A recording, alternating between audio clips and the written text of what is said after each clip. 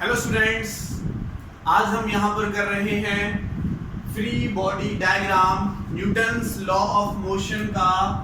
ये बच्चों मैं आपको कराने जा रहा हूँ part 3 free body diagram. Free body diagram हमारा कनेक्टेड मोशन और कंस्ट्रेंट मोशन को समझने के लिए बहुत एक इम्पोर्टेंट चीज है। जिसने ये समझ लिया उसके लिए वो न्यूमेरिकल्स करने, पुली वाले न्यूमेरिकल्स करने, ब्लॉक वाले न्यूमेरिकल्स करने बहुत आसान हो जाते हैं। तो ये बेसिक है हमारे पास उन क्वेश्चंस को सॉल्व करने के लिए। तो यहाँ पर आप ढंग से समझिएगा फ्री बॉडी डायग्राम क्या होता है। फ्री जैसे नेम से पता चल रहा है कि फ्री है। जैसे फॉर एग्जांपल अगर आप अपने घर से कहीं बाहर जाते हो तो आप सारे फोर्सेस से फ्री हो जाते हो। कोई पेरेंट्स का फोर्स नहीं रहता, ठीक है, कोई किसी रिश्तेदार का फोर्स नहीं रहता, ठीक है, तो फ्री हो जाते हो। सारे फोर्सेस से क्या हो गए, फ्री हो गए। तो ऐसे ही फ्री बॉडी डायग्राम क्या है, जब एक बॉडी सराउंडिंग के सारे फोर्सेस से फ्री हो जाती है तो उस पर जो लगने वाले फोर्सेस हैं, ठीक है, उस पर जो लगने वाले फोर्सेस हैं वो उसके खुद के ही होते हैं, जो उसके ऊपर एक्ट होते हैं। तो तब बोला जाता है कि जो हमारे पास वो बॉडी है उसका डायग्राम क्या बनेगा, फ्री बॉडी डायग्राम बनेगा। उसको कैसे करेंगे, कैसे समझेंगे, तो यहाँ पर हम समझेंगे। फ्री बॉडी डायग्राम क्या होगा, when a body is free from all the forces applying by the surrounding. Surrounding से जो फोर्स हमने अप्लाई किया उससे आइसोलेट हो जाता है, उससे फ्री हो जाता है, तब हम बोलेंगे बच्चों उनको फ्री बॉडी डायग्राम हो जाएगा। जैसे अगर देखो, अगर मैं बात करता हूं यहां पर अपने मैकेनिक्स की, तो मैकेनिक्स में कौन कौन से फोर्सेस लगते हैं, फोर्सेस व्हिच आर अप्लाइंग, कौन से होते हैं। फर्स्ट हमारे पास होता है बच्चों वेट। जो मैकेनिक्स में हमारे कुछ फोर्सेस लगते हैं, ओके, तो फर्स्ट होता है हमारे पास वेट, सेकंड है हमारे पास टेंशन, ठीक है, थर्ड है हमारे पास नॉर्मल रिएक्शन, नॉर्मल रिएक्शन, ठीक है। दो और फोर्सेस भी हैं। फोर्थ जो फोर्स है हमारे पास weight, tension, normal reaction. Fourth force आता है हमारे पास फ्रिक्शन। एंड फिफ्थ फोर्स बच्चों हमारे पास होता है स्प्रिंग फोर्स, स्प्रिंग फोर्स। तो इस वीडियो में मैं आपको इन तीन फोर्सेस के बारे में डिस्कस कराऊंगा, तीन फोर्सेस को समझाऊंगा कि ये कैसे बॉडी पर एक्ट होते हैं। और इन दोनों फोर्सेस के बारे में जब हम थर्ड यूनिट का नेक्स्ट पार्ट कराएंगे तब फ्रिक्शन के बारे में पढ़ाएंगे और स्प्रिंग फोर्स को पढ़ाएंगे जब हम 10th यूनिट यहाँ पर करेंगे। तो अभी तीन फोर्सेस हमारे मेन है यहाँ पर, तीनों फोर्सेस के बारे में समझेंगे, weight, tension and normal reaction. First हम पढ़ते हैं बच्चों वेट के बारे में। वेट, ठीक है, तो फर्स्ट मैं पढ़ रहा हूं वेट। तो वेट जनरल सी चीज है, आप जानते ही हैं। अगर ये हमारे पास अर्थ है, ये अर्थ का सरफेस हमने लेट किया, यहाँ पर हमारा कोई ऑब्जेक्ट खड़ा हुआ है, तो इसको जिस फोर्स से अर्थ अपने सेंटर की तरफ खींचती है, ये अर्थ का मान लेते हैं सेंटर है, तो जिस फोर्स से अर्थ इसको अपने सेंटर की तरफ खींचती है उसको हम कहते हैं बच्चों weight. Mass into acceleration due to gravity, ये आपको पता होगा, पहले भी आप पढ़ चुके होंगे। वेट, जिस फोर्स से अर्थ इस ऑब्जेक्ट को अपने सेंटर की तरफ खींचती है वो क्या होता है बच्चों, वेट होता है। ओके, तो अगर देखो, अगर मैं बात करता हूं, ये मैंने एक सरफेस ले लिया और इस सरफेस के ऊपर हमने ये ब्लॉक ले लिया सॉरी, हमने ये ब्लॉक ले लिया, तो इस ब्लॉक का जो वेट है बच्चों वो अर्थ के सेंटर की तरफ होगा नीचे, W is equal to mg। इस ब्लॉक का जो वेट होगा वो अर्थ के सेंटर की तरफ होगा, नीचे की तरफ लेना है। ओके, अगर मान लेता हूं इस ब्लॉक का मास है बच्चों 10 किलोग्राम, तो वेट कितना हो जाएगा, W is equal to mg। m कितना है 10, g की वैल्यू कितनी लेते हैं बच्चों 9.8, या समटाइम 10 भी लिया जाता है, तो कितना हो जाएगा 98 न्यूटन, इसका वेट आ जाएगा। ये भी क्या फोर्स ही हमारा, क्योंकि अर्थ जिस फोर्स से इसको अपने सेंटर की तरफ खींचती है वो क्या होता है बच्चों, वेट होता है। तो फोर्स ही एक टाइप से हमारा। अच्छा, फोर्स का ये कंपोनेंट भी ले सकते हैं, एक कंपोनेंट तो हमने ये लिया, अब मान लेते हैं कोई बॉडी हमारी किसी इंक्लाइंड प्लेन पर रखी हुई है। मान लेते हैं ये बॉडी हमारी इस इंक्लाइंड प्लेन पर रखी हुई है बच्चों। इसका मास भी कितना है, 10 किलोग्राम है। तो देखो अब इसका जो वेट लगेगा बच्चों, वो वेट लगेगा वो डाउनवर्ड डायरेक्शन में लगेगा mg, यानी w = mg। अगर ये एंगल मेरे पास 30 डिग्री का फील हो रहा है, अब बच्चों मुझे एक चीज आप यहाँ पर फील कराओ कि इस केस में जो इस बॉडी का वेट है, क्या वो इस वाले प्लेन पर पूरा का पूरा लगेगा? ठीक है, क्या लगेगा? नहीं लगेगा। कुछ कंपोनेंट हमारा इसका स्केलर लगेगा, कुछ परपेंडिकुलर कंपोनेंट लगेगा। तो इसके नॉर्मल जो हमारा कंपोनेंट लगता है इधर बच्चों mg cos थीटा लगता है, और इस सरफेस के अलोंग बच्चों mg sin थीटा लगता है। तो कुछ कंपोनेंट इधर फील होता है, कुछ कंपोनेंट इधर फील होता है। तो वैसे तो वेट इसका डाउनवर्ड डायरेक्शन लगेगा। तो ये वेट के दो कंपोनेंट हो गए जिसको मैंने ब्रेक कर लिया, एक को इस डायरेक्शन में, एक को इस डायरेक्शन में। तो वेट हमारे पास डिफरेंट कंपोनेंट्स में भी अप्लाई होता है। तो ये वेट था। वेट के बारे में आप पढ़ चुके हैं पहले भी, और वेट आपको समझ में आ गया होगा। तीन फोर्सेस की मैं यहाँ पर डिस्कस करूंगा। फर्स्ट हमने डिस्कस किया बच्चों वेट। अब सेकंड में डिस्कस करने जा रहा हूं यहाँ पर, पहले मैं डिस्कस कर लेता हूं थर्ड वाला part, normal reaction. Normal reaction पहले थर्ड वाला पार्ट में डिस्कस कर लेता हूं बच्चों। नॉर्मल रिएक्शन क्या होता है, इसका बहुत इंपॉर्टेंट रोल है। क्या होता है देखो नॉर्मल रिएक्शन। अगर नॉर्मल रिएक्शन की मैं बात करता हूं, देखो अगर कोई भी दो बॉडी है, जैसे फॉर एग्जांपल देखो ये एक सरफिया मान लेते हैं, एक ब्लॉक है ये, ठीक है, और इसके ऊपर एक ब्लॉक और रखा है। ये वाला ब्लॉक इस पर नीचे की तरफ फोर्स लगाएगा जितना इसका वेट होगा, और ये वाला ब्लॉक इस पर ऊपर की तरफ फोर्स अप्लाई करेगा, जिसको हम क्या कहेंगे बच्चों, नॉर्मल रिएक्शन कहेंगे। क्या कहेंगे? नॉर्मल रिएक्शन कहेंगे। अगर दो ऑब्जेक्ट्स आपस में एक दूसरे पर फोर्स अप्लाई करते हैं तो उसको कांटेक्ट फोर्स बोला जाता है। ये दोनों आपस में कांटेक्ट में हैं, ठीक है, तो कैसे फोर्सेस लगेंगे? कांटेक्ट फोर्सेस अप्लाई करेंगे। देखो मैं सिंपल सी बात बताता हूं, ये इस पर फोर्स अप्लाई कर रहा है इसको दबाने के लिए, जितना भी इसका वेट है उससे कोशिश कर रहा है कि नीचे दब जाए। अगर ये सरफेस हल्का होगा तो हो सकता है कि नीचे की तरफ चला जाए, और ये कोशिश करेगा कि ना दबूं, मैं नीचे की तरफ ना जाऊं, सॉलिड रहूं, ठीक है। तो ये भी ऊपर की तरफ फोर्स अप्लाई कर रहा है, ध्यान रखना। ये भी अगर ये फोर्स ऊपर की तरफ अप्लाई नहीं करेगा न्यूटन थर्ड लॉ के अकॉर्डिंग, तो नीचे की तरफ धंसता चला जाएगा, ये ब्लॉक इसके अंदर चला जाएगा, ऊपर वाला ब्लॉक इसके अंदर चला जाएगा, ठीक है। तो यहाँ पर दो फोर्सेस एक्ट हो रहे हैं, ये तो वेट की वजह से फोर्स अप्लाई कर रहा है और एक नॉर्मल रिएक्शन लगा रहा है, जितना वेट लग रहा है वही नॉर्मल रिएक्शन के बराबर ही लगा रहा है। तो नॉर्मल रिएक्शन यहाँ पर बच्चों वेट यानी mg के इक्वल हो जाएगा।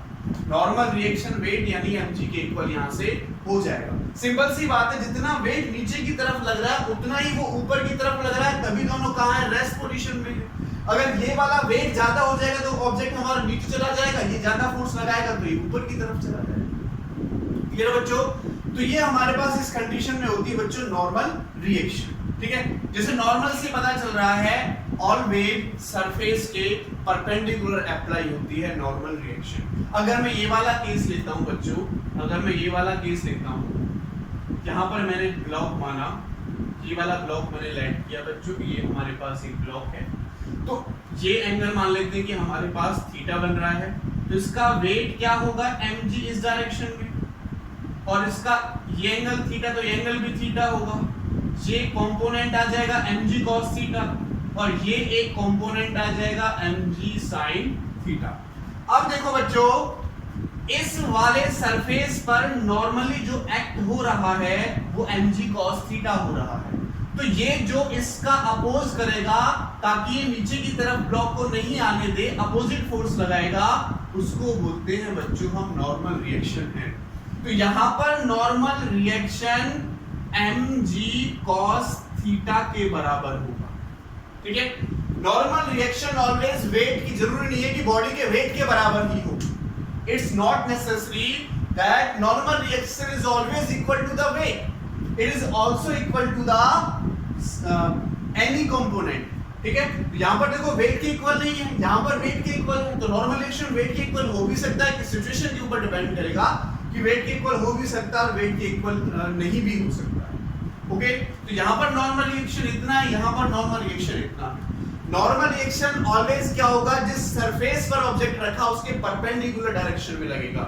ऐसा नहीं कि वेट देखो ऐसे किसी पर्टिकुलर एंगल से लग रहा था तो एंगल से लगेगा, नहीं, ऑलवेज क्या होगा, इस सरफेस पर बॉडी रखी हुई है, इस सरफेस के परपेंडिकुलर ही हमारा नॉर्मल रिएक्शन लगेगा। तो वेट इधर लग रहा था, वेट के अपोजिट डायरेक्शन में, वेट का एक कंपोनेंट इधर लग रहा था, वेट के अपोजिट डायरेक्शन में नॉर्मल रिएक्शन ही परपेंडिकुलर डायरेक्शन में लगा। क्लियर है बच्चों, ये बात समझ में आई? अगर देखो मैं ये ऐड कर लेता हूं कि मेरे पास ये वॉल है, इधर एक वॉल ऐड कर लेते हैं, और ये बच्चों हमारा फ्लोर है। अब मैंने एक रॉड ली और उस रॉड को मैंने यहां प्लेस कर दिया, एक रॉड मैंने ली और उस रॉड को बच्चों मैंने यहां प्लेस कर दिया, ऐसे रॉड को रखा। तो इस वाले पॉइंट पर जो नॉर्मल रिएक्शन लगेगी बच्चों इस वाले सरफेस के परपेंडिकुलर होगी n1 इस डायरेक्शन में, और इस वाले सरफेस के परपेंडिकुलर नॉर्मल रिएक्शन होगी n2 इस डायरेक्शन में। नॉर्मल रिएक्शन ऑलवेज क्या लगती है बच्चों, सरफेस के परपेंडिकुलर एक्ट होती है। सरफेस की कैसे एक्ट होती है बच्चों, ऑलवेज परपेंडिकुलर एक्ट होती है। क्लियर बच्चों, बात समझ में आई? चलो एक क्वेश्चन करके और समझते हैं इसको, क्वेश्चंस करके और समझते हैं नॉर्मल रिएक्शन को। ठीक है, क्वेश्चन करके और समझते हैं। अभी जो मैंने दो ब्लॉक लिए, मान लेते हैं देखो फर्स्ट केस में ले रहा हूं, ये सरफेस है मेरे पास और इस सरफेस पर ये ब्लॉक रखा हुआ है 5 किलोग्राम का। तो आपको पता है बच्चों इसका जो वेट लगेगा, यानी मास है कितना 5 किलोग्राम का, तो वेट किसके बराबर हो जाएगा, mg के बराबर।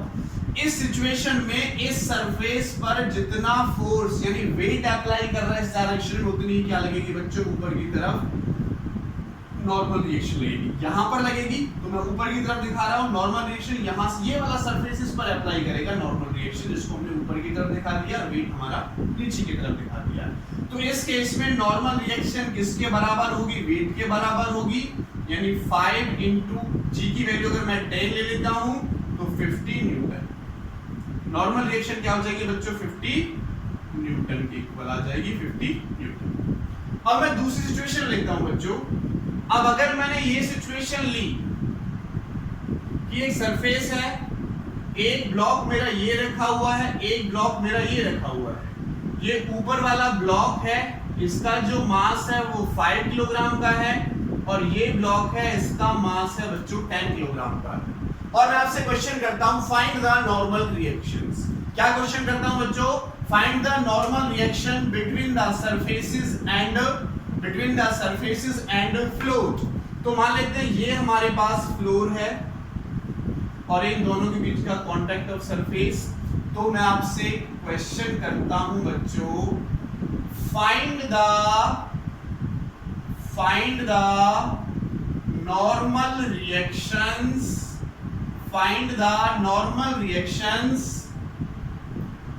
Between the blocks and floor and block,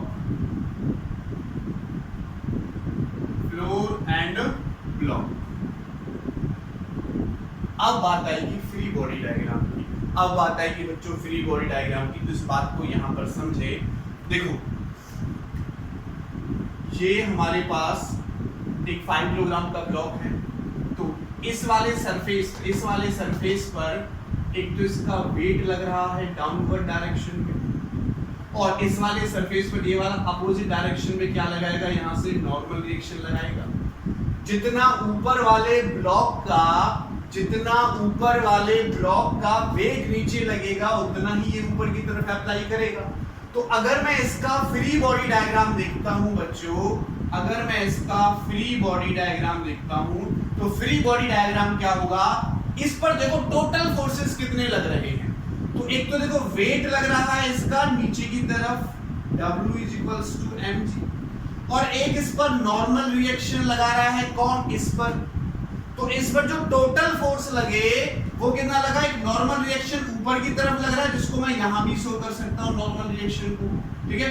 normal reaction ऊपर की तरफ लग रहा है जिसको हम उधर भी शो कर सकते हैं, ठीक है, और एक वेट लग रहा है। तो इस कंडीशन में इसका क्या बनेगा, ऊपर वाले ब्लॉक का क्या बना बच्चों, ये फ्री बॉडी डायग्राम बना।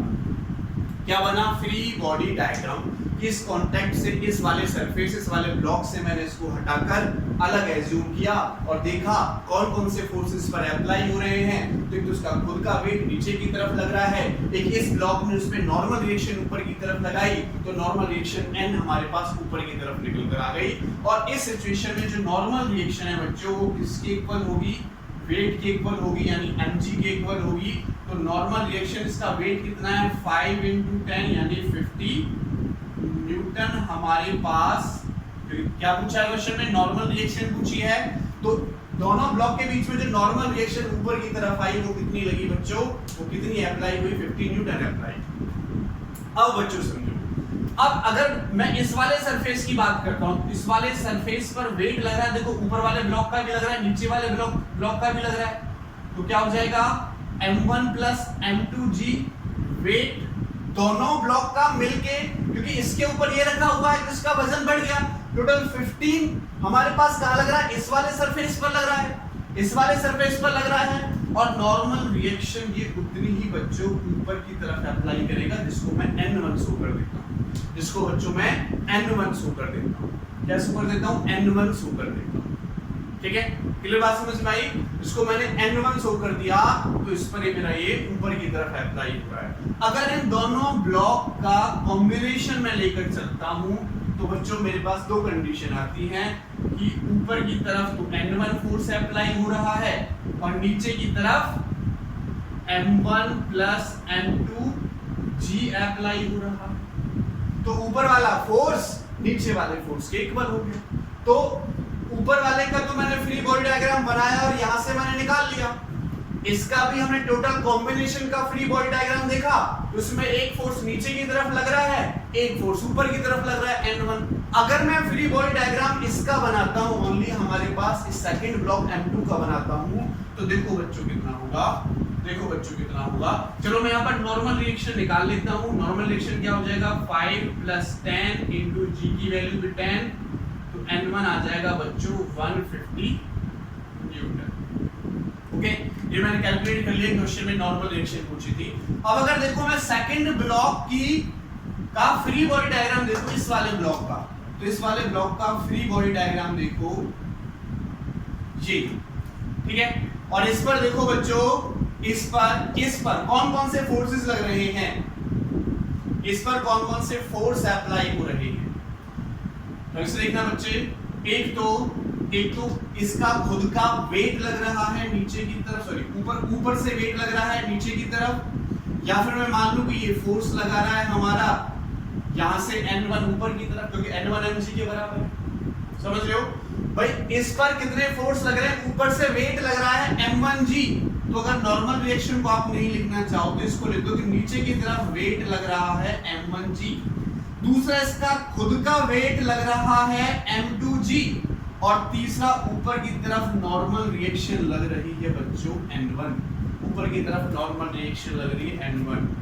ये तो तीन फोर्स अप्लाई हो रहे हैं। देखो इस वाले ब्लॉक का वेट लग रहा है इस वाले ब्लॉक पर, तो सेकंड ब्लॉक की मैं बात कर रहा हूं, m2 वाले ब्लॉक की मैं बात कर रहा हूं यहां पर। तो क्या होगा, एक तो इस वाले ब्लॉक पर m1g नीचे की तरफ लग रहा है, तो m1g नीचे की तरफ लगा दी, एक इसका खुद का वेट भी m2g नीचे की तरफ लगेगा, तो m2g भी मैंने नीचे की तरफ लगा दिया।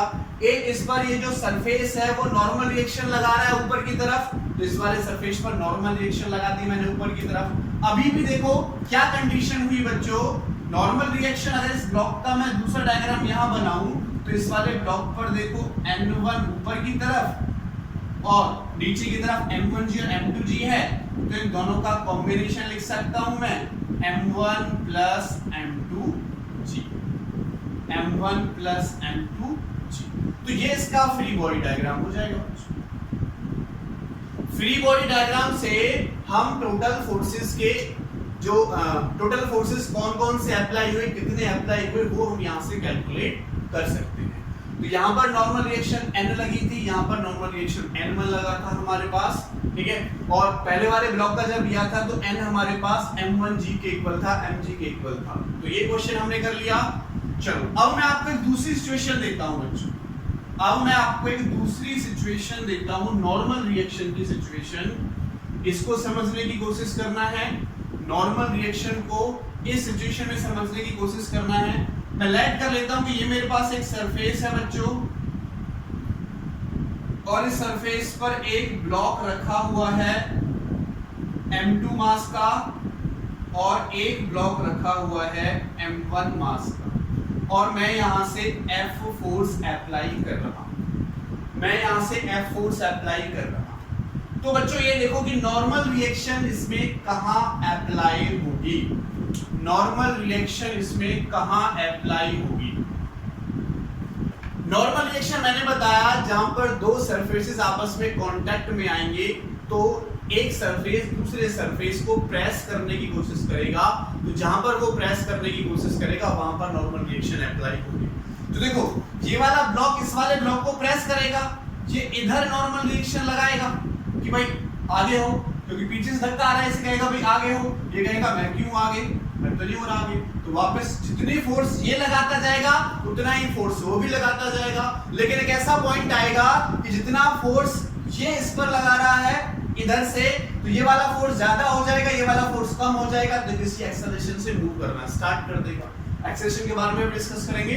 तो इस वाले सरफेस पर जितनी नॉर्मल रिएक्शन ये इस पर अप्लाई कर रहा है उतनी ही नॉर्मल रिएक्शन ये अप्लाई कर रहा है if body does not move, if ये जो बॉडी है, या if motion, when motion is not start, when motion is not start, जब मोशन स्टार्ट हमारा नहीं हुआ है तो जितना इसने इधर फोर्स अप्लाई किया तो जितना इस पे फोर्स अप्लाई नॉर्मल रिएक्शन लग रहा है उतना ही इस पे नॉर्मल रिएक्शन लग रहा है। देखो अगर मैं छोटे वाले ब्लॉक का फ्री बॉडी डायग्राम आपको दिखाऊं, छोटे वाले ब्लॉक का फ्री बॉडी डायग्राम अगर मैं आपको दिखाता हूं तो देखो F फोर्स तो इधर लग रहा है, इस ब्लॉक पर दो फोर्स लग रहे हैं, एक फोर्स इस डायरेक्शन में लग रहा है F, और एक ये वाला बड़ा वाला ब्लॉक इस पर लगा रहा है कितना M। तो ये छोटे वाले ब्लॉक का m1 मास का फ्री बॉडी डायग्राम हो गया, m1 मास का फ्री बॉडी डायग्राम हो गया, ठीक है। अब अगर मैं बड़े वाले को देखूं बच्चों, अच्छा एक और ले सकते हैं, ठीक है, एक इसका वेट भी तो लगेगा, एक इसका वेट लगेगा फ्री बॉडी डायग्राम में m1g नीचे की तरफ, इसका खुद का वेट भी है नीचे की तरफ, तो m1g, और नॉर्मल रिएक्शन ये वाला सरफेस भी इस पर अप्लाई करेगा, मान लेते हैं n1, तो ऊपर की तरफ क्या हो जाएगा बच्चों n1। ये चार फोर्सेस इस बॉडी पर एक्ट हो रहे हैं। फर्स्ट हो रहा है उसके वेट की वजह से डाउनवर्ड डायरेक्शन में, सेकंड हो रहा है जो नीचे वाला सरफेस है उससे ऊपर की तरफ, थर्ड हो रहा है जो फोर्स हमने अप्लाई किया, और ये नॉर्मल रिएक्शन जो ये वाला ब्लॉक इस वाले ब्लॉक पर अप्लाई कर रहा है। क्लियर बच्चों? ऐसे ही अगर मैं बड़े वाले ब्लॉक को लेता हूं, इस वाले ब्लॉक, अगर मैं m2 वाले ब्लॉक को लेता हूं बच्चों, तो देखो m2 वाले ब्लॉक में ये वाला फोर्स तो वहां तक नहीं पहुंच रहा, लेकिन ये जो n वाला है, ये m1 वाला है, ये n फोर्स लगा रहा है इस डायरेक्शन में, है ना भाई, ये तो फोर्स लगा रहा है n इस डायरेक्शन में। एक इसका खुद का वेट लग रहा है m2g नीचे की तरफ, इसका खुद का वेट होगा m2g नीचे की तरफ ब्लॉक का, और एक नॉर्मल रिएक्शन इस सरफेस से लगेगी ऊपर की तरफ, तो नॉर्मल रिएक्शन को मैं ऐसे भी शो कर सकता हूं n2 ऊपर की तरफ। तो ये इस वाले ब्लॉक का फ्री डायग्राम हो गया, ठीक है, फ्री बॉडी डायग्राम हो गया। अब जैसे जैसे हमें यूज होगा उसका हम यूज कर लेंगे, ठीक है, जिस भी फोर्स का जिस डायरेक्शन के अलोंग यूज होगा तो वहां पर हम यूज कर लेंगे। चलो एक न्यूमेरिकल देखते हैं इस पर, फिर आपको और क्लियर हो जाएगा। एक न्यूमेरिकल देखते हैं बच्चों, फिर इसको और क्लियर कर लेते हैं, ठीक है। तो न्यूमेरिकल क्या है बच्चों? न्यूमेरिकल देखो, न्यूमेरिकल कर लेते हैं। ये मैंने क्वेश्चन लिया, ये ब्लॉक मैं मान लेता हूं बच्चों 10 किलोग्राम का है, ये ब्लॉक मान लिया मैंने 10 किलोग्राम का, ठीक है। और इसके साथ टच होके एक ब्लॉक और रखा हुआ है, मान लेते हैं 5 किलोग्राम का है, इस वाले सरफेस पर ये रखे हुए हैं और मैंने इसमें इस डायरेक्शन में फोर्स अप्लाई किया बच्चों 10 न्यूटन। फोर्स अप्लाई किया बच्चों मैंने 10 न्यूटन। क्या निकालना है आपको क्वेश्चन में? अगर मैं क्वेश्चन देता हूं आपको, फाइंड द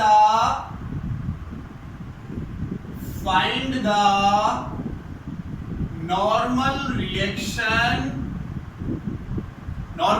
निकालनी है आपको। Find the normal reaction between the blocks, ठीक है, ब्लॉक्स के बीच में आपको नॉर्मल रिएक्शन इसमें निकालनी है, ठीक है। एक चीज और निकालने के साथ साथ एंड एक्सेलरेशन ऑफ ब्लॉक्स की आपको निकालनी है। चलो, नॉर्मल रिएक्शन के लिए मैंने आपको बताया, देखो ये फोर्स इधर से लग रहा है तो कुछ ये फोर्स इस पर लगाएगा, इस वाले सरफेस के परपेंडिकुलर नॉर्मल रिएक्शन लगेगी। जितनी नॉर्मल रिएक्शन ये इधर लगाएगा उतनी नॉर्मल रिएक्शन हमारी इस डायरेक्शन में भी अप्लाई होगी। जितनी नॉर्मल रिएक्शन इस डायरेक्शन में लगेगी उतनी ही नॉर्मल रिएक्शन ये हमारा अपोजिट डायरेक्शन में भी अप्लाई करेगा, ठीक है, ओके। अगर जितनी रिएक्शन ये इधर लगाएगा उतनी रिएक्शन इधर लगाएगा, ऐसा नहीं होगा तो आपस में, ठीक है, कंबाइन होते चले जाएंगे, एक दूसरे के अंदर चलते चले जाएंगे। तो जितनी नॉर्मल रिएक्शन ये इधर लगा रहा है उतनी नॉर्मल रिएक्शन ये दूसरी तरफ अप्लाई कर रहा है। तो देखो, अगर मैं इनके फ्री बॉडी डायग्राम देखता हूं, पहले एक्सेलरेशन पूछा है तो मैं एक्सेलरेशन की बात कर लेता हूं। देखो, टोटल जो कॉम्बिनेशन फैक्टर है हमारा वो 5 और 10 का है। इसका बच्चों 5 और 10 का टोटल मास हमारे पास है और टोटल फोर्स हमारे पास है। फोर्स कितना है बच्चों? 10 न्यूटन और मास कितना कॉम्बिनेशन में 15 न्यूटन। तो F देखो किसके इक्वल होता है? मास इनटू एक्सेलरेशन के इक्वल। और अगर मैं एक्सेलरेशन निकालूं तो क्या हो जाएगा बच्चों? F/m। तो F कितना है? 10 और टोटल मास कितना है बच्चों? 15। तो एक्सेलरेशन हमने निकाल लिया 2/3m²। Second law of motion होता है F में, वहां से हमने अप्लाई कर दिया। चलो, एक्सेलरेशन पूछा था वो हमारा निकल कर आ गया। अब हमें क्या निकालना है बच्चों? यहाँ से दोनों ब्लॉक सेम एक्सेलरेशन से मूव करेंगे। अब हमें यहाँ पर निकालना है बच्चों कि इन दोनों के बीच में नॉर्मल रिएक्शन क्या होगी, कितने फोर्सेस इस पर अप्लाई हो रहे हैं उसको देखेंगे। पहले मैं इस 5 किलोग्राम वाले का फ्री बॉडी डायग्राम बना लेता हूँ। तो देखो, इस 5 किलोग्राम वाले का मैंने फ्री बॉडी डायग्राम बनाया। तो देखो, इस पर एक फोर्स तो इधर से लग रहा है, ठीक है, लगा दिया कि F = 10 न्यूटन इधर से लग रहा है।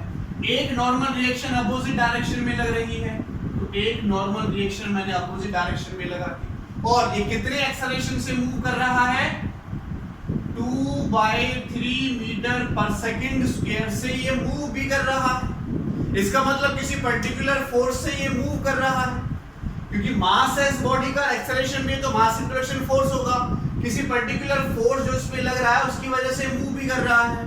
तो यहाँ पर मुझे नॉर्मल रिएक्शन निकालनी है, तो रिजल्टेंट फोर्स जिससे ये मूव कर रहा है वो क्या हो जाएगा बच्चों? मास इनटू एक्सेलरेशन। तो रिजल्टेंट फोर्स इस डायरेक्शन में यूज कर रहा है, तो इस डायरेक्शन में कितना है? देखो, F एंड माइनस n हो जाएगा। दोबारा समझो इस बात को। इधर लगाया मैंने 10 न्यूटन, इधर एक फोर्स लग रहा है, मान लेते हैं 8 न्यूटन का, तो 2 फोर्स से हमारे इस डायरेक्शन में मूव करेगा, उससे हमने एक्सेलरेशन का कंबाइन कर लिया। अब देखो, फोर्स मैंने इधर लगाया, नॉर्मल रिएक्शन इधर लग रहा है, तो ये टोटल कहां मूव करेगा? इस डायरेक्शन में मूव करेगा। किस फोर्स से मूव करेगा ये, और कैसे आया? इधर वाले फोर्स में से इधर वाला फोर्स हमने माइनस कर दिया। तो हमें क्या चाहिए? नॉर्मल रिएक्शन चाहिए, इसको उठा के इधर ले आओ, तो क्या हो जाएगा? F - ma। तो हमने F फोर्स कितना अप्लाई किया बच्चों? 10 और माइनस मास कितना है? मास कितना है इसका ले रहे हैं, तो देखो कितना है? 5 इंटू एक्सेलरेशन कितना है? 2/3। तो नॉर्मल रिएक्शन की वैल्यू से सॉल्व कर सकते हो, 30 - 10 हो जाएगा, तो 20/3 न्यूटन नॉर्मल रिएक्शन की वैल्यू आ गई। नॉर्मल रिएक्शन की वैल्यू आ गई 20/3 न्यूटन। क्वेश्चन में क्या पूछा था? Normal reaction. तो हमने फ्री बॉडी डायग्राम बना के रिजल्टेंट फोर्स कैसे आया, इधर वाले फोर्स में से इधर वाला फोर्स माइनस कर दिया। अगर वो एक्सेलरेशन से इधर मूव कर रहा है, ठीक है, तो इधर वाले फोर्स में से इधर वाले फोर्स को माइनस कर देंगे। ऑब्जेक्ट कहां मूव करेगा? जिधर एक्सेलरेशन होगा उधर तो मूव करेगा। इसका मतलब ज्यादा फोर्स अप्लाई हो रहा है, ज्यादा फोर्स में से कम वाला फोर्स माइनस कर देंगे, हमारे पास निकल कर आ जाए। ठीक है, अगर मैं इसका फ्री बॉडी, हमें वेट की जरूरत नहीं पड़ी, यहाँ पर वो भी लगेगा जो आप सोच रहे हो कि नीचे की तरफ वेट लगेगा mg और ऊपर की तरफ नॉर्मल रिएक्शन n1 लगेगी, लेकिन उसकी हमें जरूरत नहीं पड़ी कि क्वेश्चन में क्या पूछ रहा था? नॉर्मल रिएक्शन बिटवीन ब्लॉक्स पूछ रहा था। तो इस केस में जो ऊपर वाला n1 है वो mg के इक्वल हो जाएगा अगर नॉर्मल रिएक्शन इस सरफेस के बीच में भी पूछा होता देन। ठीक है, नीचे वाले सरफेस से ब्लॉक्स के देन ये होता। अगर देखो इसका भी मैं फ्री बॉडी डायग्राम दूं, इसका भी फ्री बॉडी डायग्राम दूं 10 किलोग्राम का, तो वो हमारा इस टाइप से बन जाएगा। एक्सेलरेशन तो इसके पास भी कितना है बच्चों? 2/3 है, और इस पे तो केवल एक ही फोर्स अप्लाई हो रहा है इस डायरेक्शन नॉर्मल रिएक्शन, बाकी का वेट नीचे की तरफ लग रहा है, और दूसरी नॉर्मल रिएक्शन जो इससे लग रही है, मान लेते हैं n2 ऊपर की तरफ लग रही है, तो इन दोनों से कनेक्शन नहीं, तो हमें क्या निकालना है? नॉर्मल रिएक्शन निकालना है। अब इसमें जो एक्सेलरेशन आ रहा है वो किसकी वजह से आ रहा है? केवल यही तो फोर्स लग रहा है, नॉर्मल रिएक्शन। इसी नॉर्मल रिएक्शन की वजह से तो मूव कर रहा है आगे की तरफ, तो केवल इसकी वजह से तो एक्सेलरेशन आ रहा है। तो क्या लिख देंगे बच्चों?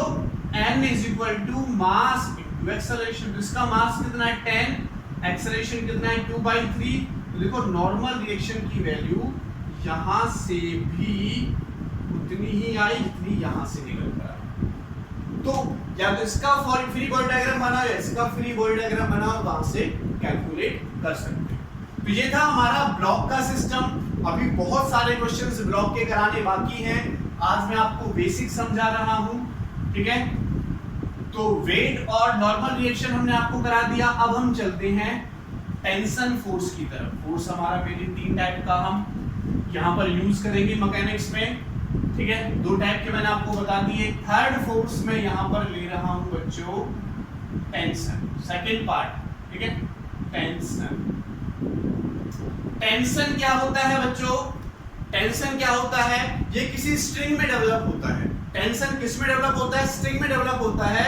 इंटरमॉलिक्यूलर फोर्स है बिटवीन एटम्स, एटम्स के बीच का इंटरमॉलिक्यूलर फोर्स है।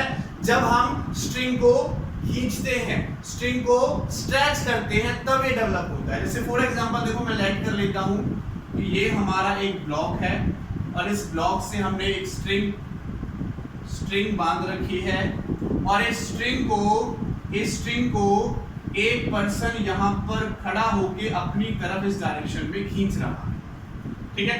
तो स्ट्रिंग के एटम्स और मॉलिक्यूल्स के बीच में क्या आएगा? स्ट्रेच आएगा, खिंचाव आएगा। तो इंटरमॉलिक्यूलर स्ट्रेच होगा जिसकी वजह से टेंशन डेवलप होगी, टेंशन डेवलप होगी। ये वाला ब्लॉक अपने आप को इधर जाने से रोकेगा, भाई कहां जा रहा है, मैं तो नहीं जाऊंगा, मैं नहीं खींचूंगा। और ये वाला अपनी तरफ खींचेगा, कैसे नहीं आएगा। ये वाला अपनी तरफ खींचेगा कि कैसे नहीं आएगा, और ये वाला अपनी तरफ खींचेगा कि मैं तो नहीं जा रहा। तो क्या होगा? स्ट्रिंग खींचेगी, स्ट्रिंग पर फोर्स लगेगा। तो ये इधर नहीं जाना चाहता है वाला ब्लॉक, ये इसको इधर खींचना चाहता है, ठीक है। तो क्या होगा? बीच में एक फोर्स लगेगा, रस्सी पर फोर्स लगेगा, स्ट्रिंग पर फोर्स लगेगा, तो वो होगा टेंशन। तो टेंशन हमेशा कपल में लगेगा, ब्लॉक की तरफ से ऐसे और इसकी तरफ से ऐसे अप्लाई होगा, ठीक है। तो ये होता है हमारे पास टेंशन। ऐसे भी आप एज्यूम कर सकते हो कि अगर मैंने यहाँ पर देखो एक ब्लॉक सस्पेंड कर लिया, तो ये भी स्ट्रिंग है। इस ब्लॉक के वेट की वजह से, ब्लॉक का वेट है, तो ब्लॉक के वेट की वजह से नीचे की तरफ जाना चाहेगा, और ये इसको बांधा हुआ है तो खींचना नहीं चाहेगी स्ट्रिंग। तो यहाँ पर हमारे पास टेंशन इस डायरेक्शंस में अप्लाई होगी। ऊपर से देखें तो इधर से खींच रहा, नहीं भी वो खींच रहा है उसको। ऊपर से देखें तो वो खींच रहा है, कहाँ जा रही है, मैं नहीं जाने दूंगा। और नीचे कैसे नहीं आएगा, वो अपनी तरफ खींच रहा है, ठीक है। तो ये हमारे पास टेंशन अप्लाई यहाँ से होंगी। ये हमारे पास टेंशन फोर्स था। चलो इसके लिए हम कुछ चीजें देख लेते हैं with free body diagrams, with free body diagrams कुछ चीजें देख लेते हैं। तो देखो मैं लाइट कर लेता हूं, हम लाइट कर लेते हैं कि ये हमारे पास एक स्ट्रिंग है और इस स्ट्रिंग से एक पुली बंधी हुई है। इस स्ट्रिंग से बच्चों एक पुली बंधी हुई है, और इस पुली से दूसरी स्ट्रिंग होते हुए एक दूसरी पुली में कनेक्ट है, ठीक है, और ये पुली हमारी यहाँ पर फिक्स है, इसकी स्ट्रिंग यहाँ पर फिक्स है। इसके साथ हमारा एक मास लटका हुआ है MB, ये B ब्लॉक में ऐड कर लेता हूँ, और इस स्ट्रिंग के साथ ये स्ट्रिंग ऐसे जा रही है, इस स्ट्रिंग के साथ एक मास और कनेक्ट है MD, ठीक है। अब मैं हर एक पोर्शन का फ्री बॉडी डायग्राम यहां पर बनाऊंगा जिससे आपको कुछ चीजें क्लियर हो जाएंगी। तो देखो ये A ब्लॉक है, ये हमारा B ब्लॉक है। अब ये देखो, ये यहां से एक ही स्ट्रिंग है, ऐसे जा रही है, ऐसे आ रही है, एक स्ट्रिंग में एक ही टेंशन होगी। तो देखो यहां से ऊपर की तरफ T1 और यहां से T1 लगेगा, यहां भी T1, यहां से भी क्या लगेगा, T1 लगेगा। ऐसे इस ब्लॉक पर ये T1 और यहां पर भी क्या लगेगा, T1 लगेगा। अब ये स्ट्रिंग अलग हो गई तो इस पर T2 मान लेते हैं, ये स्ट्रिंग अलग हो गई, इस पर T3 मान लेते हैं, ठीक है। स्ट्रिंग पर नीचे से भी फोर्स लगेगा, ऊपर से भी फोर्स लगेगा। अब अगर देखो मैं फ्री बॉडी डायग्राम देखता हूं, फ्री बॉडी डायग्राम, इस वाली पुली को मैं 1, इस वाली पुली को मैं 2 नेम देता हूं। 1 वाली पुली का अगर मैं फ्री बॉडी डायग्राम देखता हूं तो इस पे कितने फोर्सेस लगे हैं, देखो ये स्ट्रिंग ऐसे ऊपर की तरफ है, इसमें देखो टेंशन T1, इसमें भी टेंशन T1 और नीचे एक टेंशन और लगी हुई है T3। तो इस पुली पर 3 फोर्सेस हैं, एक टेंशन इधर, एक टेंशन इधर, एक टेंशन T3 इस डायरेक्शन में। ये फ्री बॉडी डायग्राम हुआ हमारे पास फर्स्ट पुली का। अगर मैं सेकंड पुली का फ्री बॉडी डायग्राम देखता हूं बच्चों, तो इस पर देखो एक T1 नीचे की तरफ लगा हुआ है और इधर से एक T1 नीचे की तरफ लगा हुआ है और इधर लगा हुआ है हमारे पास T2। तो ये पुली पर जो टोटल फोर्स अप्लाई हो रहे थे T1 एंड T2 वो हमने शो कर दिए, T1 एंड T2 वो हमने बच्चों यहां पर शो कर दिए, ठीक है। सिमिलरली अगर मैं ब्लॉक्स को देखता हूं, मान लेता हूं ये वाला ब्लॉक ले लेता हूं मैं, सेकंड ब्लॉक B ब्लॉक, इस पर टोटल कितने फोर्स हैं, एक फोर्स तो बच्चों नीचे की तरफ लग रहा है, इसके वेट के बराबर, जिसको मैं mg बोलूंगा, ठीक है, और एक फोर्स टेंशन वाला ऊपर की तरफ लग रहा है, जो इसको ऊपर की तरफ खींच रहा है, नीचे मत जा, पकड़े हुए स्ट्रिंग से पकड़े हुए, तो ऊपर की तरफ लग रहा है टेंशन, ये इसका फ्री बॉडी डायग्राम हो जाएगा, ठीक है। सिमिलरली अगर मैं इस वाले ब्लॉक का फ्री बॉडी डायग्राम देखूं तो इस वाले ब्लॉक का फ्री बॉडी डायग्राम कुछ इस टाइप से हो जाएगा। देखो एक इस वाले का नीचे की तरफ लग रहा है वेट, W=m1g नीचे की तरफ अप्लाई हो रहा है, W=mag नीचे की तरफ, और ऊपर क्या लग रहा है, T1 टेंशन अप्लाई हो रही है। तो ये इस ब्लॉक का फ्री बॉडी डायग्राम हो गया। इस वाले सिस्टम के 4 मैंने फ्री बॉडी डायग्राम बनाए। अब इन फ्री बॉडी डायग्राम्स के अकॉर्डिंग जो चीज हम निकालना चाहें वो निकाल सकते हैं। क्लियर बच्चों? चलो एक छोटा सा न्यूमेरिकल मैं यहाँ पर ले लेता हूँ, एक छोटा सा न्यूमेरिकल मैं यहाँ पर ले लेता हूँ और फिर आज की वीडियो में फिनिश करता हूँ, ठीक है। एक छोटा सा न्यूमेरिकल लेते हैं, हम फ्री बॉडी डायग्राम बनाते हुए हम यहाँ पर कुछ कंडीशंस क्रिएट करते हैं, ठीक है। टेंशन वाला पार्ट हम लेकर चल रहे हैं। मैंने लेट किया बच्चों कि ये एक पुली है, इस पुली से मेरे पास 2 मास यहाँ पर कनेक्ट हैं, ठीक है, स्ट्रिंग से बंधे हुए हैं, 2 मास यहाँ पर कनेक्ट हैं और एक मास मेरा यहाँ पर कनेक्ट है, ठीक है। इस वाले मास को मैं ले लेता हूँ, ये MA मास है 2 किलोग्राम का है, ये MB मास है 3 किलोग्राम का है, ये मेरे पास MC मास कह सकते हैं, तो इसका ले लेता हूं मैं टोटल 4 किलोग्राम। और इस स्ट्रिंग को मैंने से यहाँ से फिक्स किया हुआ, ना ये नीचे जा रही है ना ये ऊपर आ रही है, ना ये स्ट्रिंग नीचे जा रही है ना ये ऊपर जा रही है, तो रेस्ट कंडीशन में होगी। रेस्ट कंडीशन में होगी तो कौन कौन सी कंडीशंस बनेगी वो देखो बच्चों, रेस्ट कंडीशन में होंगी तो कौन कौन सी कंडीशंस बनेगी हमारे पास वो देखो, ठीक है। देखो इसमें टेंशन T1, ये टेंशन T1 ऐसे आएगा तो टेंशन T1 और इसमें टेंशन T2 हो जाएगा, सॉरी टेंशन T1 हो जाएगा, ठीक है, क्योंकि ये स्ट्रिंग यहाँ से तक एक ही है, एक स्ट्रिंग तो अकेली टेंशन है, ये स्ट्रिंग अलग हो गई तो T2 नीचे और T2 ऊपर। और इसका जो वेट होगा बच्चों, चलो फ्री बॉडी डायग्राम में बनाएंगे, वो ये कंडीशन है, यहाँ पर और मान सकते हो, जरूरत पड़े तो टेंशन T3। टेंशन क्या किसके बराबर हो जाएगी बच्चों? T3 के बराबर। ठीक है, तो इस कंडीशन में देखो, अगर मैं इस वाले ब्लॉक को ले लेता हूं, MB ब्लॉक का फ्री बॉडी डायग्राम देखो, MB ब्लॉक का फ्री बॉडी डायग्राम देखो। ठीक है, तो इसका फ्री बॉडी डायग्राम देखें तो देखो, एक तो इसका वेट लग रहा है नीचे की तरफ MBG, इसका वेट लग रहा है नीचे की तरफ, एक टेंशन T2 लग रहा है, फोर्स ऊपर की तरफ, टेंशन T2 लग रहा है, फोर्स बच्चों ऊपर की तरफ। तो इस केस में क्या होगा कि जो T2 टेंशन है वो MBG के बराबर हो जाएगी। MB कितना देखो 3, और G की वैल्यू अगर मैं 10 लेके चलता हूं तो 30 न्यूटन टेंशन आ जाएगी इस वाली स्ट्रिंग में।